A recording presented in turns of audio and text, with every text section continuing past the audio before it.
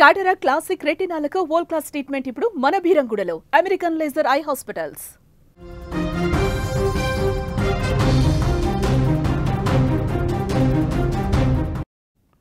అర్థమైంది. పాకిస్తాన్ గురించి మొత్తం ప్రపంచానికి అర్థమైంది. నిన్న ఫైనల్ మ్యాచ్లో పాకిస్తాన్ సమర్థత ఏంటో అర్థమైంది.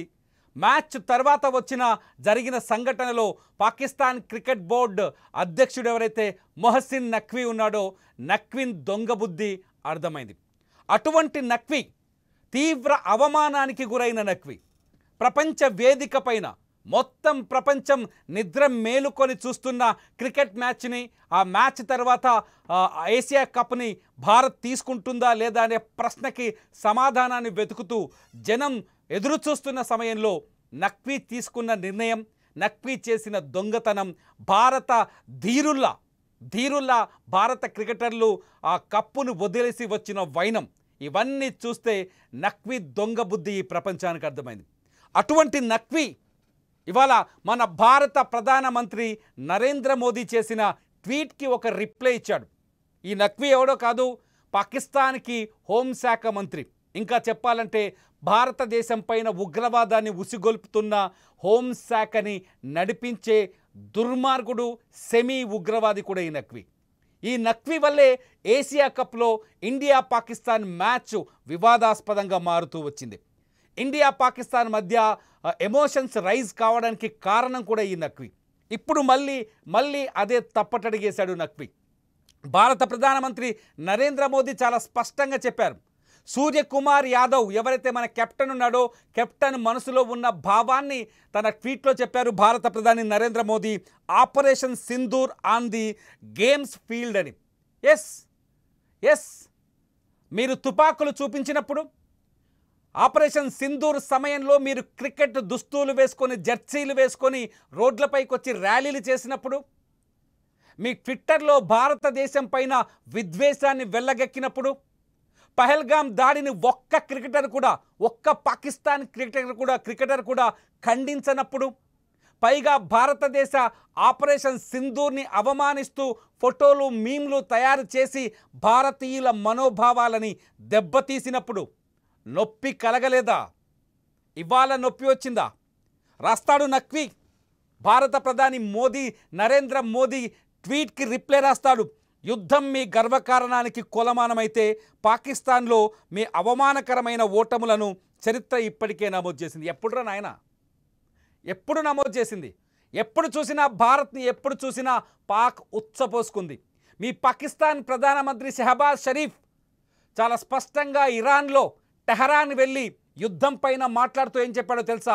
ఆ రోజు రాత్రి మోదీ మమ్మల్ని నిద్రపోకుండా చేశాడని చెప్పాడు. మేము దాడి చేద్దామని ప్లాన్ చేసుకునే లోపే మా పాకిస్తాన్ని బుగ్గిపాలు చేశాడని చెప్పాడు. ఓటమిని ప్రపంచ వేదిక పైన అంగీకరించాడు కదా, ఇంకా మీరెప్పుడు గెలిచింది? ఇవాళ మ్యాచ్లో వరుసగా 3 సార్లు తలపడి 3 సార్లు ఓడిపోయారు కదా, ఇంకా మీరెప్పుడు గెలిచింది? పాకిస్తాన్ మొదటి నుంచి కుతంత్రపూరితమైన దేశం. పాకిస్తాన్ మొదటి నుంచి కుట్రపూరితమైన నిర్ణయాలు తీసుకుంటుంది. పాకిస్తాన్ మొదటి నుంచి తప్పుడు ప్రాపగండ చేస్తుంది. పాకిస్తాన్ ఓటమిని కూడా విజయం మోడల్లో విజయంగా ప్రమోట్ చేసుకున్న సంఘటనని మనం మర్చిపోలేదు. ఆపరేషన్ సింధూర్ తర్వాత సీజ్ ఫైర్ పైన ఒక నిర్ణయం తీసుకున్న తర్వాత పాకిస్తాన్ విజయోత్సవాలు చేసిన సందర్భాన్ని చూడలేదా? భారతీయులందరికీ తెలుసు పాకిస్తాన్ ఆ యుద్ధంలో ఏం కోల్పోయిందనేది. ఆపరేషన్ సింధూర్లో పాకిస్తాన్ ఏం కోల్పోయిందో ప్రతి భారతీయుడికి తెలుసు. పాకిస్తాన్ భూభాగంలోకి వెళ్ళి మన భారతదేశం తయారు చేసిన బ్రహ్మోస్ క్షిపణి సృష్టించిన విధ్వంసం గురించి ప్రతి పాకిస్తానీకి తెలుసు, ప్రతి భారతీయుడికి తెలుసు. బ్రహ్మోస్ క్షిపణి దమ్మేంటో అమెరికా కూడా వణికిపోయింది దాన్ని చూసి. ఇంకా యుద్ధం మాకేదో చేసిందని, యుద్ధంలో మేమేదో అవమానపడ్డామని. నిన్న ప్రపంచ వేదిక పైన అవమానపడ్డది ఎవరు? ఈ నఖ్వీ కదా. అది తట్టుకోలేక పిచ్చి రాతలు, పిచ్చి కూతలు కూస్తున్నాడు ఈ నఖ్వీ. అది తట్టుకోలేక భారత ప్రధాని నరేంద్ర మోదీకే ఏకంగా రీట్వీట్ చేస్తూ వంకర మాటలు, పిచ్చి మాటలు మాట్లాడుతున్నారు. ఈ పిచ్చి చేస్తేలే కదా సూపర్ 4 సమయంలో నువ్వేం చేశావు? మీ పాకిస్తాన్లో తోక టపాసుల్లా పేలని మీ చైనా పటాసులు లాంటి మీ ఆయుధాలతో పోల్చావు కదా మీ క్రికెటర్లని. మీ రావూఫ్ని, మీ ఫర్హాన్ని పోల్చావు కదా, ఏం చేశావు? ఏమయ్యారు?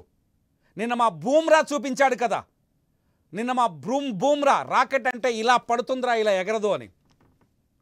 అటువంటి నక్వీ ఇవాళ భారత ప్రధాని నరేంద్ర మోదీని అవమానపరచాలనే ఉద్దేశంతో చేసిన ట్వీట్ నిజంగా ప్రతి భారతీయుడిని ఒళ్ళు మండేలా చేస్తుంది.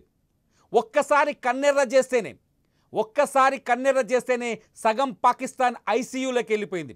ఇప్పటికీ భారతదేశం ఆపరేషన్ సింధూర్ సమయంలో భారత వాయుసేన చేసిన దాడుల నుంచి పాకిస్తాన్ కోలుకోలేదంటే నమ్ముతారా? ఇవాల్టికి కూడా కోలుకోలేని స్థితిలో ఉంది పాకిస్తాన్. ఆర్థికంగా డబ్బులు లేక అమెరికా కాళ్ళు పట్టుకొని పదే వైట్ హౌస్కి వెళ్ళి ట్రంప్ కాళ్ళు పట్టుకొని ట్రంప్కి లొంగిపోయి ట్రంప్కు శాంతి బహుమతి ఇవ్వాలని చెబుతూ వంకర పనులన్నీ చేస్తుంది పాకిస్తాన్. మళ్ళీ ఇవాళ క్రికెట్లో ఓడిపోయిన తర్వాత కూడా మళ్ళీ అదే వంకర పని చేస్తుంది పాకిస్తాన్. ఈ Naqvi Pakistan cabinet minister, PCB అధ్యక్షుడు మాత్రమే కాదు, ఏసీసీ అధ్యక్షుడు కూడా. వాడి చేతి నుంచి మేము కప్పు తీసుకోబోమని మన భారత క్రికెట్ టీం చాలా స్పష్టంగా ప్రకటించింది. నక్వీ చేతులను చూస్తే మాకు మా పహల్గామ్ దాడిలో ప్రాణాలు కోల్పోయిన అమాయకుల రక్తం కనిపిస్తుంది. ఆ రక్తాన్ని మేము ముట్టుకోలేమని, టచ్ చేయలేమని చెప్పింది భారత క్రికెట్ టీం. అందుకే ఆ కప్పుని, ఎంతో ప్రతిష్టాత్మకమైన కప్పుని 9 సార్లు గెలుచుకున్న 9వ ఏదైతే ట్రోఫీ ఉందో ఆ ట్రోఫీని అక్కడే దుబాయ్ మైదానంలోనే వదిలేసి వచ్చింది. తొడగొట్టి గెలిచాంరా అని మీసం మెలేసి తిప్పి తిరిగి ఇండియాకు వచ్చింది భారత టీం. ఆ కప్పును అక్కడే వదిలేసి వెళ్లాల్సిన ఈ మహసిన్ నక్వీ అనే ఈ దొంగతనంగా కప్పుని సంకలో పెట్టుకొని పాకిస్తాన్కి పారిపోయాడు. ఇది ప్రపంచం మొత్తం అతని పైన ట్రోల్ చేస్తుంది, ప్రపంచం మొత్తం అతన్ని నిలదీస్తుంది, ప్రపంచం మొత్తం అతన్ని ప్రశ్నిస్తుంది. క్రికెట్లోకి రాజకీయాలు అక్కర్లేదు, కరెక్టే, కానీ మీరు చేసిందేంటి? ఆపరేషన్ సింధూర్ సమయంలో మీరు చేసిందేంటి? అందుకే కదా మేము షేక్ హ్యాండ్ ఇవ్వండి. ఆపరేషన్ సింధూర్ సమయంలో మా భారతదేశాన్ని, మా భారత భూభాగాన్ని, మా యుద్ధాన్ని, మా ప్రధానిని మీరు అవమానించలే? క్రికెటర్లుగా ఉన్న మీరు అవమానించలేదా? మీరు అవమానించారా లేదా? మీ షాహిద్ అఫ్రిది అనే ఒక మాజీ క్రికెటర్ చెప్పిన మాటలు ఒకసారి వినండి. మీరు ఎక్స్ట్రాలు చేస్తున్నారా అని మీకు బుద్ధి చెప్పిన మాటలను ఒకసారి వినండి. మీకు చెప్పిన మాటల్ని ఒకసారి వినండి.